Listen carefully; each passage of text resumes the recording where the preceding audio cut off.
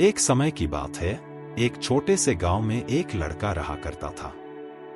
वह बहुत बड़े सपने देखता था और अपने लक्ष्यों की प्राप्ति करने के लिए निरंतर प्रयास करता था। परंतु उसके पास न ही उसका कोई दोस्त था और न ही कोई गाइड करने वाला। उसके परिवार में भी उसके सपनों को समझने वाला कोई नहीं था। इसलिए उसे लगता था कि वह अकेलेपन की जंजीरों से कब बाहर निकलेगा और अपने सपनों को कब पूरा करेगा। फिर भी उसने निरंतर प्रयास किया और अपनी आत्मविश्वास की आवाज को बुलंद किया। उसकी इच्छा शक्ति और संघर्ष ने उसे सही दिशा में आगे बढ़ने की शक्ति दी। एक दिन उसे अपने गांव के बाहर एक लाइब्रेरी पुस्तकालय का पता चलता है। वह आश्चर्यचकित हुआ क्योंकि उसे पहले कभी ऐसी जगह नजर नहीं आई थी।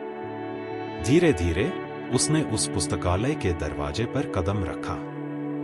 वहां जाकर उसने देखा कि लोग पुस्तकों के बीच खोए हुए हैं और वहां की शांति, पूर्णता और ज्ञान के वातावरण ने उसे संतुष्ट कर दिया।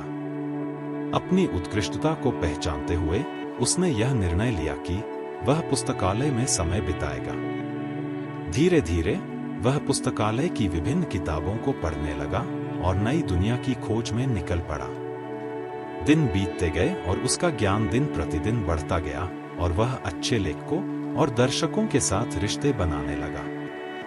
इसी के साथ उसने लिखने का भी मन बना लिया। उसने कई लेख लिखे जिसमें से उसका एक लेख प्रकाशित हुआ और उसे अवसर मिला अपने लेखकीय कौशल को दुनिया के सामने प्रदर्शित करने का। वह लड़का जो कभी अपने अकेलेपन को एक रुकावट समझ रहा था, वह अब एक प्रेरणादायक उदाहरण बन चुका है।